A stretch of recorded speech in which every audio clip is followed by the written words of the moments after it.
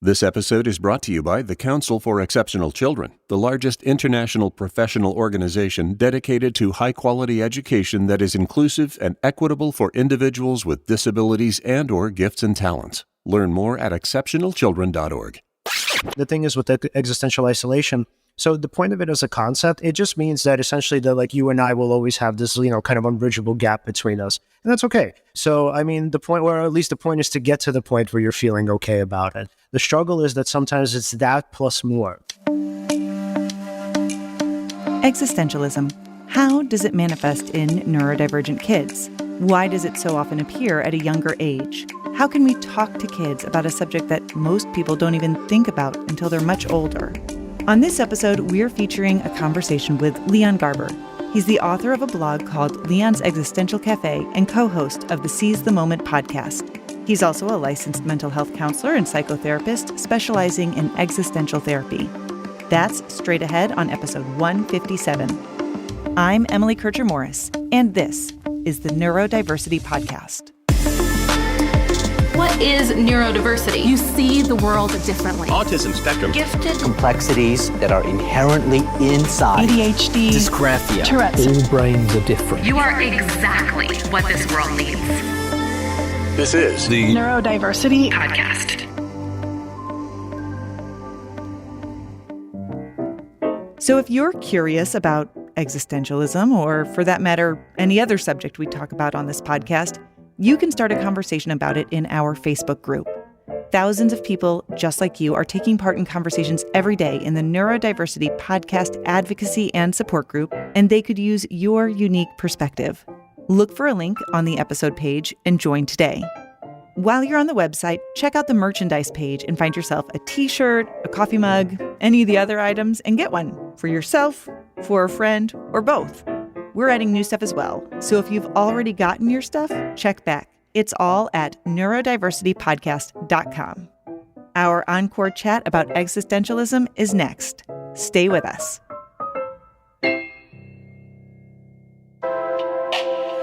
Previously on the Neurodiversity podcast. Change is a brave act. People become remarkably comfortable in their level of discomfort if they just sit in it long enough. I think there's definitely a coping aspect to that comes into play, and we have to say, okay, if we're helping someone cope with something in the process of change or in the process of just experiencing their world, that has value. Yeah. And I think more often than not, rather than solving your problem, is learning how to be aware and learning how to be able to tolerate frustration as part of the human experience. And I think that's something that we actually do very little of culturally these days, less so than maybe was present when I was a kid, for sure. That's episode 154. Find it wherever you get your podcasts.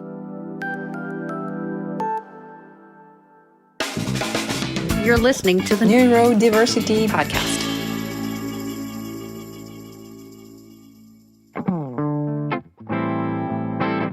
Today, we're talking with the author of Leon's Existential Cafe.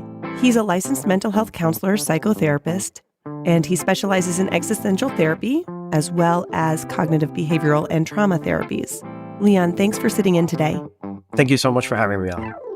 So we're going to talk today about existentialism and how that relates to the development of high ability or twice exceptional kids. But why don't we just start with you giving us a little bit of background about what brought you into the world of existential psychotherapy and what that means for you. Thank you so much for asking. So when I was a bit younger, I used to have a deep interest in philosophy. And so long ago, before I was a psychotherapist, I was sort of an amateur philosopher. And I remember when I was a kid, I would frequently ask my mom, sort of what's the point of life? What happens when we die? Who are we? What does it mean to be a human being? All of these questions that essentially my mom had very few answers to. And then so as I kind of grew up and I became a college student, I realized, oh, wow, there's actually a whole field interested in all of these questions too, philosophy.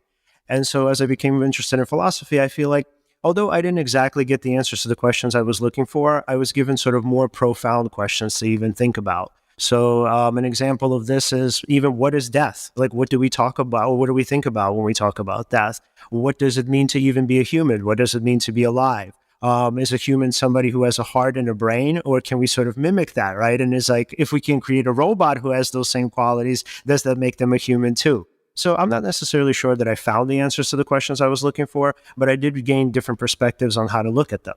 And so bringing me into psychotherapy, I found that we don't exactly have the answers that the people are looking for in terms of their own lives. So in terms of, like, what is the meaning, or what is my purpose of being here? What is it that I can do to make myself happy? But what we can do is we could sort of, conceptually speaking, we could give them different perspectives on how to look at those questions. So if somebody were to ask themselves, what is sort of meaningful to me?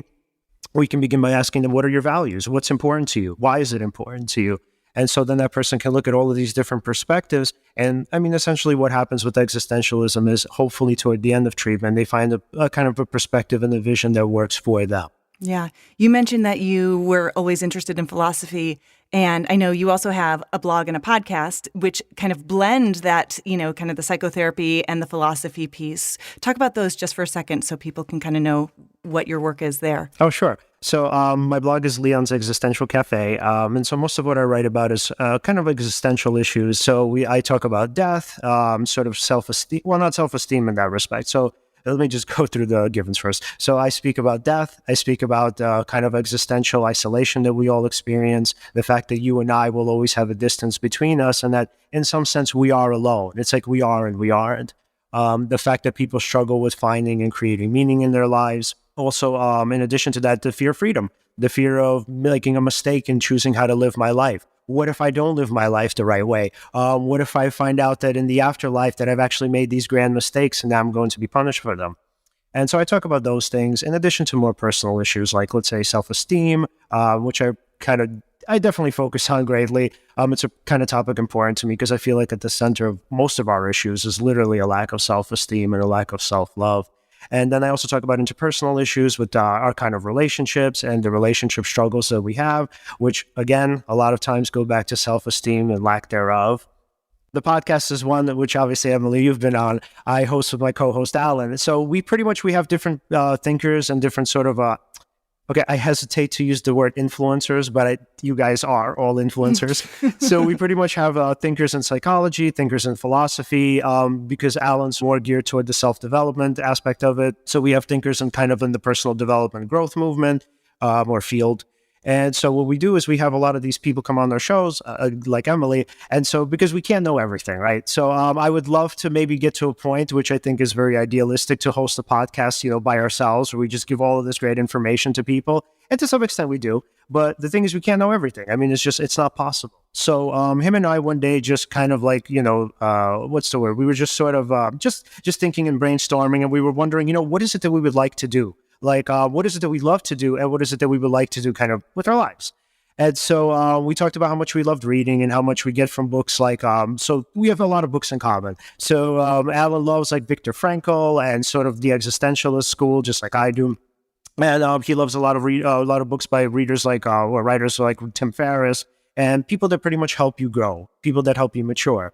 And so for Alan, we thought just, how cool would it be to get a bunch of these people on our show, to literally learn from them directly and to be able to ask them the questions that maybe we haven't found the answers to. So obviously, a lot of times when people come on podcasts, they don't get a chance.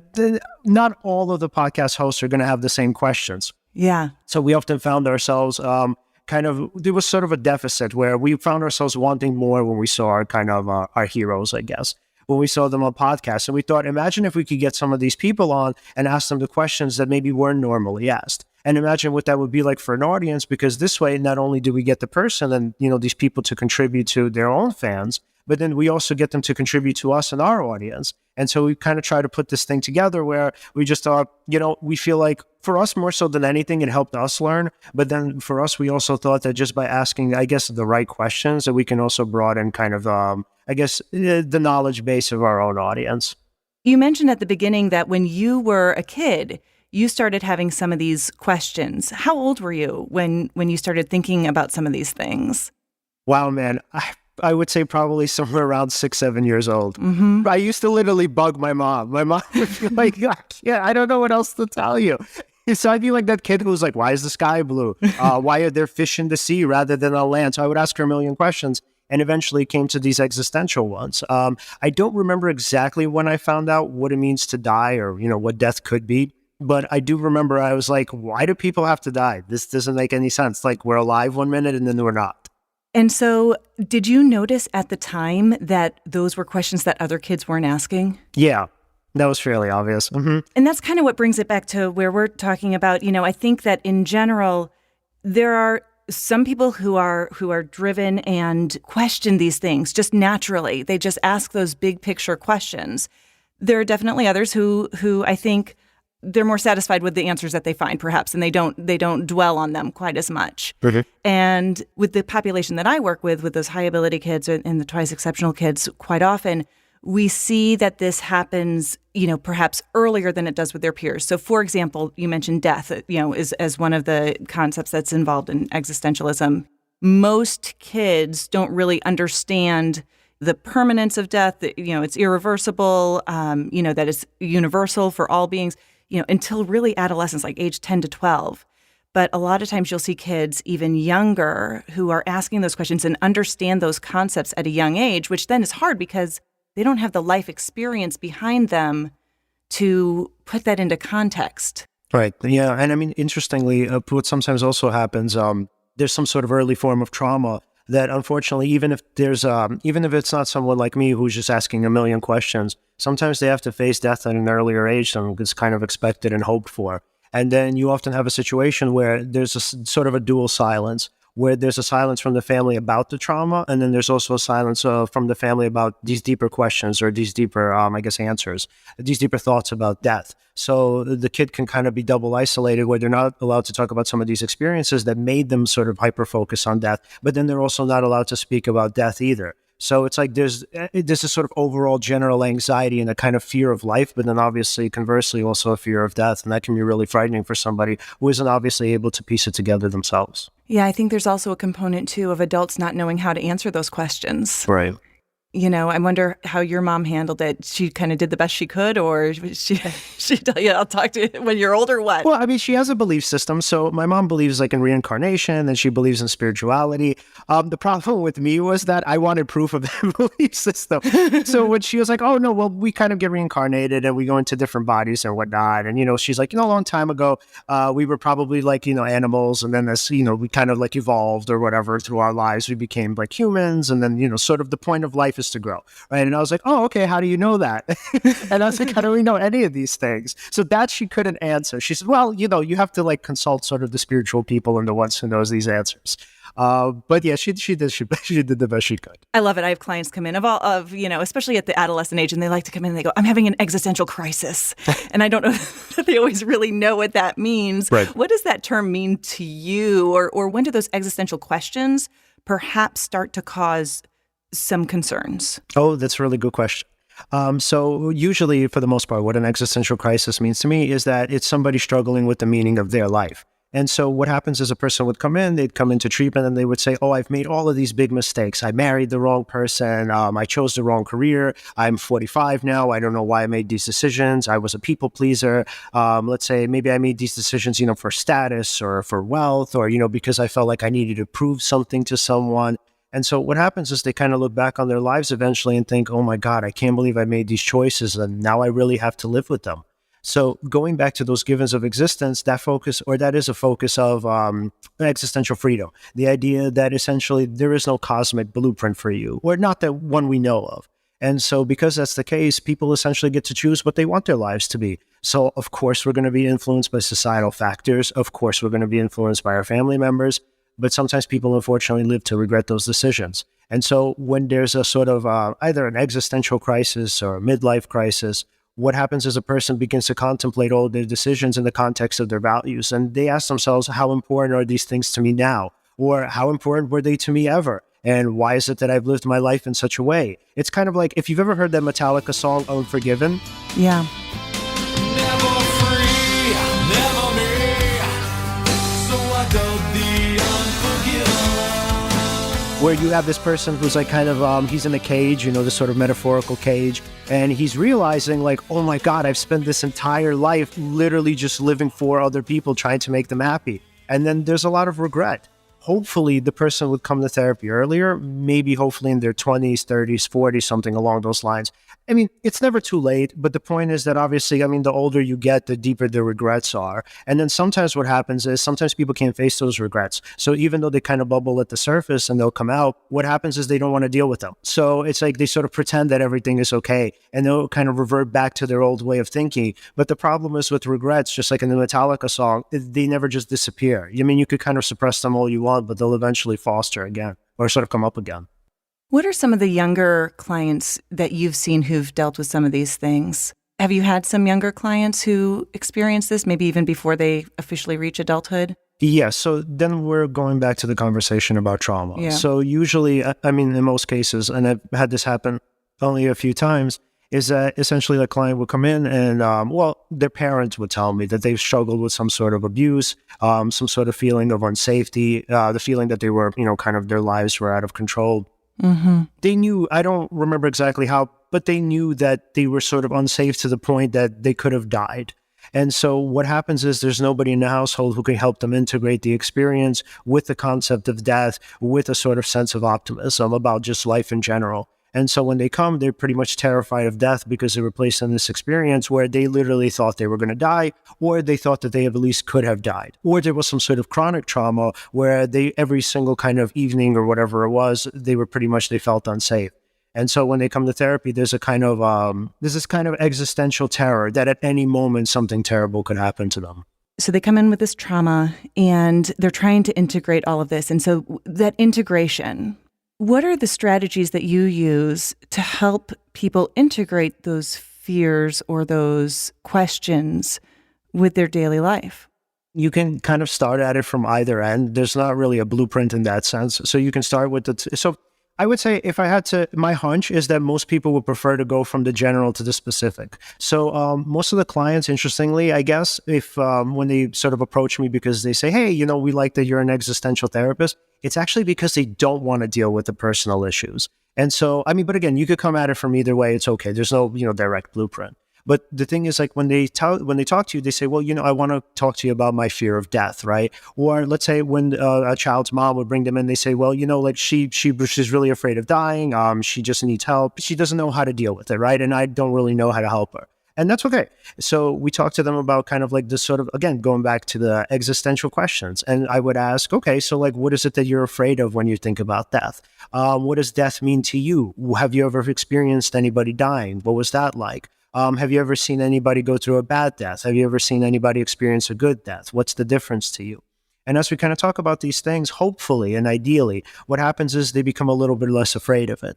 And then kind of as you're going through therapy and the person realizes, okay, death is scary because, so just the misconception before I continue is usually that we want to get people to like just not be afraid of death at all. That's not possible, right? So everybody's going to be afraid of death no matter who they are. But the point is that we want to get their terror or their death fear from a terror level, which is like, let's say at a 10, to maybe something that's like at a 5 or a 6, which is pretty much normal and manageable, something that you and I probably experience on a daily basis. Because I do think about death and I am afraid of death, and I don't think that that's ever going to go away. So when we're talking to even kids, right, we hope to get them to that point where now death is not so scary anymore. And hopefully by inference, right, if death isn't so scary, maybe sort of that fear of reliving the trauma again isn't as scary either, right? Of course, it's still going to be scary. And the point is not to get it from a 10 to a 0 or, 100 to a 0. But the point is for them to get to the point where they're now able to talk about it. Mm-hmm. So then once we've gone past the death terror, again, not fully going past it, but now we can kind of dive into the personal experiences. But when it comes to the existential dread, we use a lot of like philosophical tools, right? So again, going back to the questions. So a lot of times I would ask, okay, so like, what is it that you're afraid of in death? Is it that you're afraid of the dying process? Is it that you're afraid of maybe having a bad afterlife experience where you're punished for something?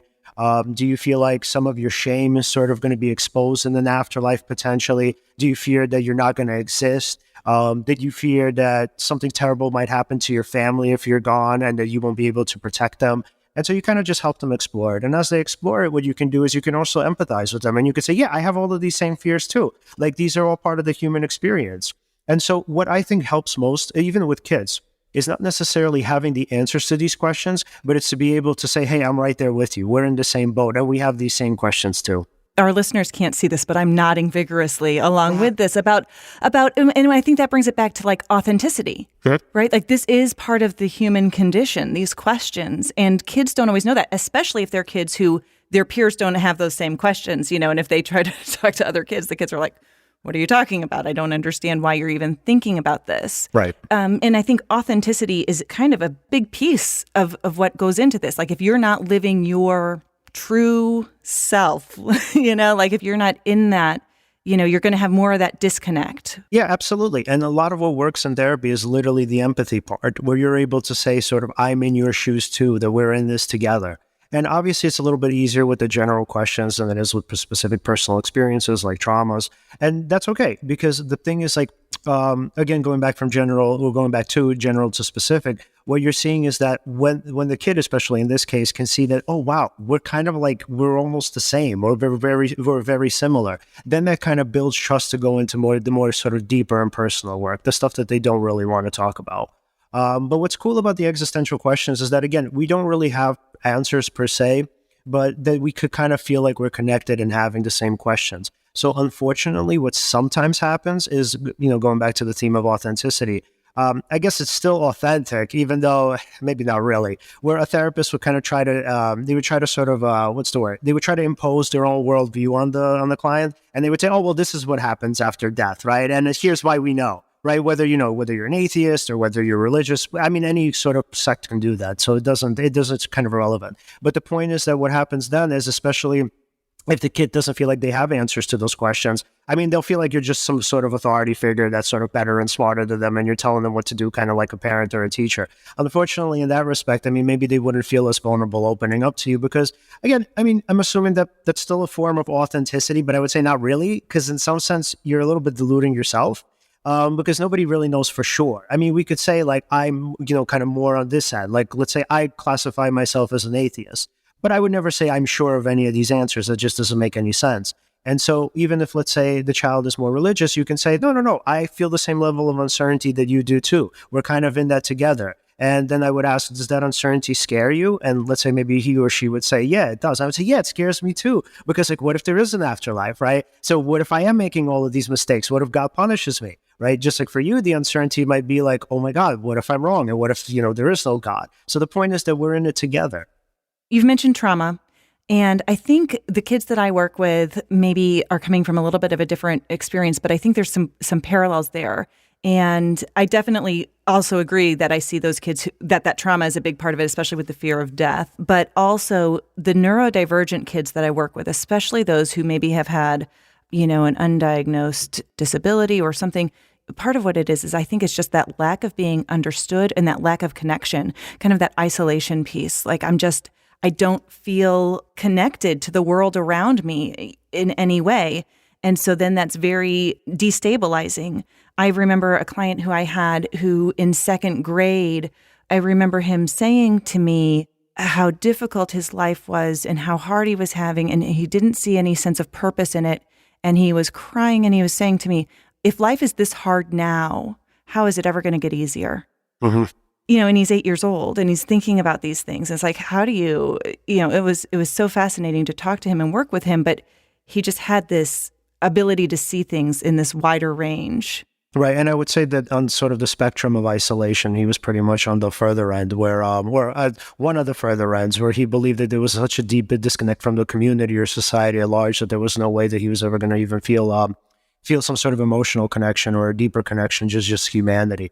And so, I mean, the thing is with the existential isolation, so the point of it as a concept, it just means that essentially that like you and I will always have this, kind of unbridgeable gap between us. And that's okay. So, I mean, the point is to get to the point where you're feeling okay about it. The struggle is that sometimes it's that plus more. So for some people, it's that. And then, oh, well, I feel like an outcast, or I feel like a weirdo, or I feel like an outsider. So I can also imagine that an existential crisis or existential depression can even encompass that, the sense of not only just the unbridgeable physical gap, but a seemingly at least unbridgeable emotional one too.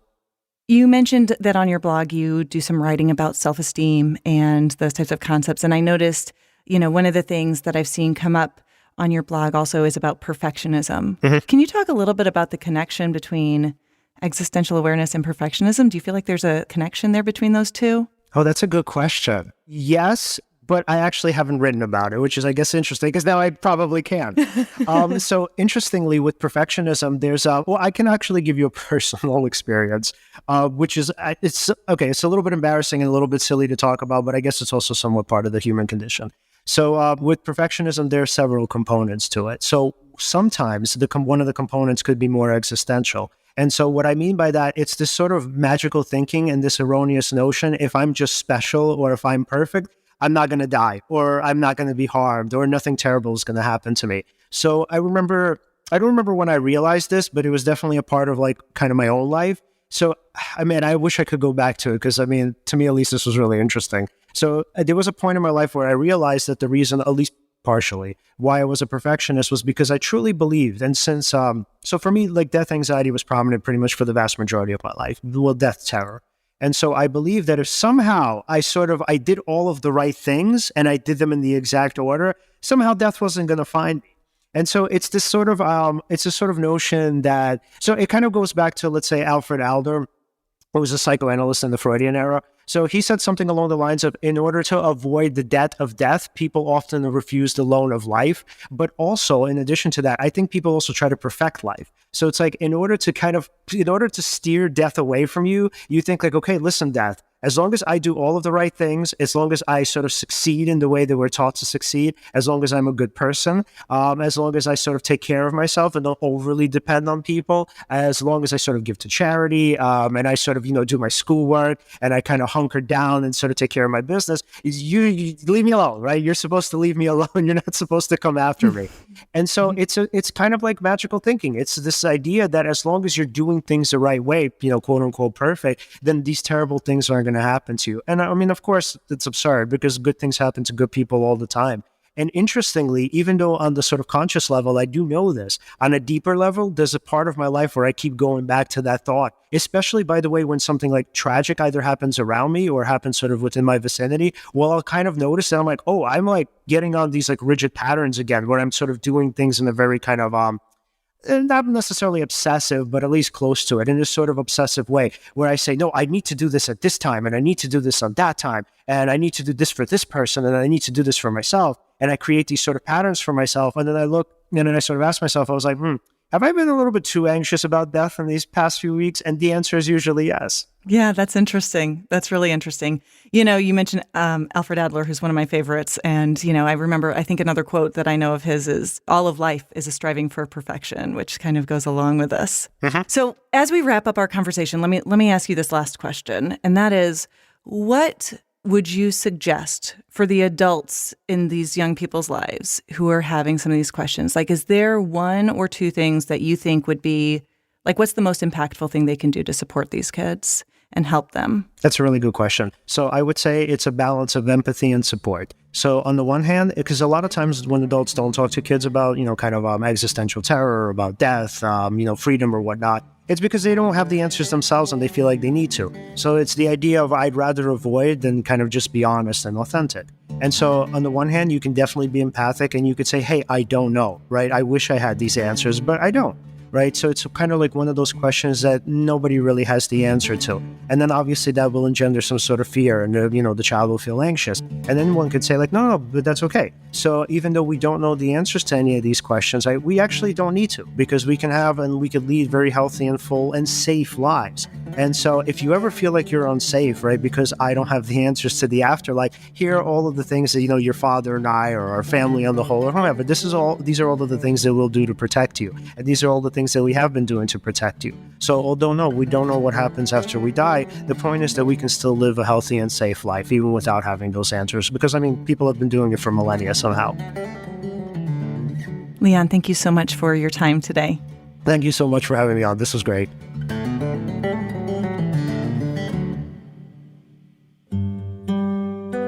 Life's big questions surrounding our death, freedom, isolation, and the search for meaning are questions that each of us grapple with throughout our life. Neurodivergent kids experience the world in a way that gives them a different perspective, sometimes coming to realize the permanence of these concerns at a younger age, and sometimes having a hard time putting those things into perspective. The need for things to make sense and an ability to understand abstract concepts at an early age leads them to question and make realizations that emotionally they may not be ready to handle. I've had clients at my office who become worried and stressed every year around their birthday as it reminds them, even at the age of 6 or 7, about aging and death. Little ones who aren't even in elementary school yet, who clearly grasp that death is universal and irreversible, and they worry about their loved ones. High school students who question everything and have trouble staying motivated at school because of their obsession with existential topics. I find this one of the most rewarding areas to help kids get through. It allows me to deepen my own awareness and understanding of the universe and humanity.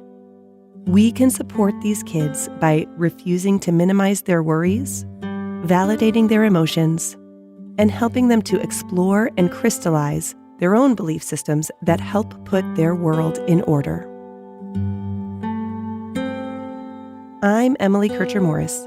I'll see you next time on the Neurodiversity Podcast.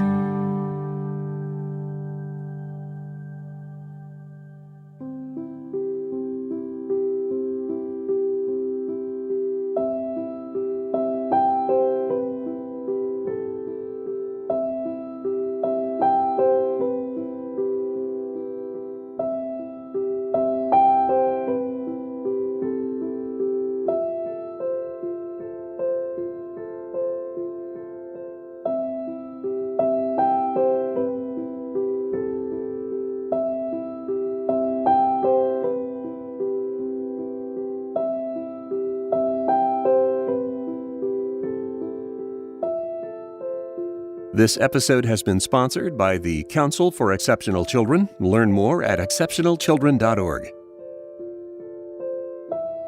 Thank you again to Leon Garber. Leon's website is existentialcafe.blog. You can also find his podcast, Seize the Moment, wherever you get your podcasts. This conversation was originally published in November 2020. Our host is Emily Kircher-Morris. Our social media and office manager is Krista Brown. I'm Dave Morris, the executive producer, and for all of us, thanks for listening, and we'll see you next time.